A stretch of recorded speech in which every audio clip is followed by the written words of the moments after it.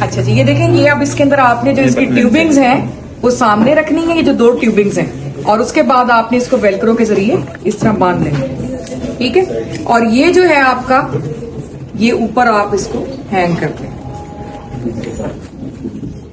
और यहां से आपने ये पकड़ना है इसका, और इसकी पल्स के ऊपर हाथ रखना है। पल्स आपको जब फील हो रही है उसके बाद आपने इसको इन्फ्लेट करना शुरू करना है। जहां पर पल्स आपकी गायब होगी वो आपका रफली सिस्टोलिक ब्लड प्रेशर होगा, और this is called palpatory method of taking systolic blood pressure, not diastolic. उसके बाद आपने स्टेच से इसको काउंटर चेक करना है।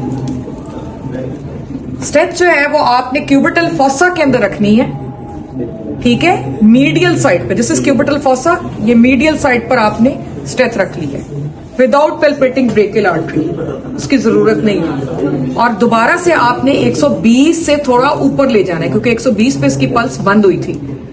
आप उसके बाद आहिस्ता आहिस्ता आपने इसको पेज को खोलना है, आहिस्ता आहिस्ता डिफ्लेट करना है। 120 के ऊपर इसकी बीट स्टार्ट हो गई है आना, ठीक है, और 100 के ऊपर जो है वो खत्म हो गई है।